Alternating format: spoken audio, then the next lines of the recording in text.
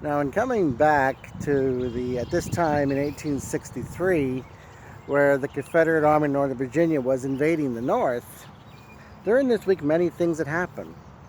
General Hooker, pretty much upon seeing that he had lost the confidence of his men and he had not been doing well as the Army commander, he tendered his resignation to President Lincoln, who accepted it without any reservations at all. Then it fell to Lincoln of who he was going to choose as the next commanding officer of the Army of the Potomac.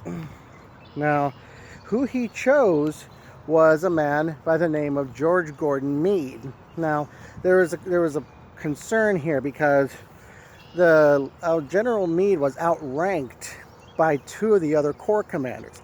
General Meade was in command of the 5th Corps, but General Reynolds of the 1st Corps and General Sedgwick of the 6th Corps, they both outranked him. Technically, by tradition, they should have been one of the next two offered command of the Army. But in Lincoln's looking at it, you had General Reynolds, who performed quite poorly at Fredericksburg.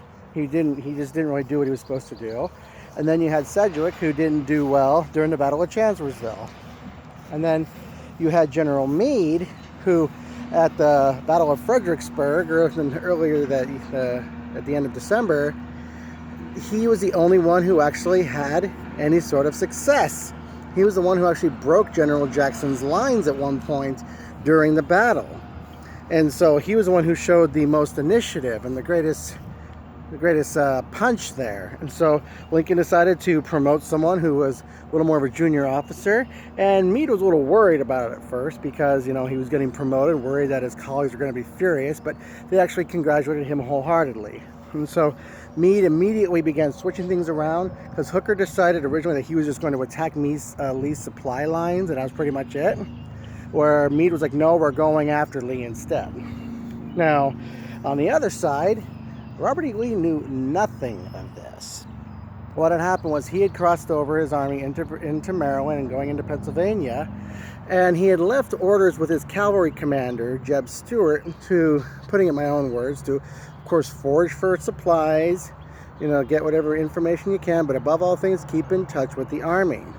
At this point, in 1863, Meade had been commander of the Army of the Potomac for 2 days before Lee had even heard about it. And he didn't even hear about it from Stuart. What had happened was Longstreet had hired the services of an actor from Mississippi. He was actually a scout. And he paid him in gold, and then he went north, and then he went and just started scouting the Union position. And he found his way to General Longstreet's headquarters and informed him of everything that had been going on. And Lee was distrustful of this information because he was kind of like, he didn't know if he could trust a scout, and he wasn't regular army, he wasn't so sure about it. And so, but he decided to trust Longstreet, so they began ordering the army to converge on a central point. Now, what had happened was, the central point in that area, because Ewell's corps, part of the army, was up toward Harrisburg in a city called Carlisle. A.P. Hill's corps was to the west in a city called Chambersburg, and Longstreet's was south of that. He decided he was going to concentrate the army in an area which where all the roads converge in that area, and that town just happened to be Gettysburg.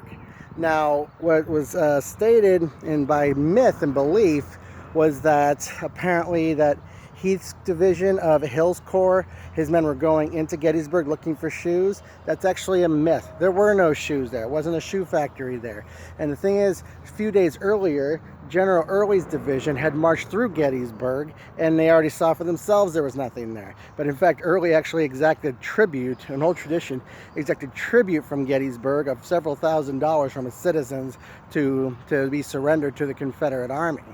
So this is what was the point was he was ordering his army to converge and concentrate his men. And they were marching like crazy, marching super hard, super fast. Meanwhile, General Stuart's out there. He doesn't even know where Lee is. He's having to run his men ragged trying to find Lee.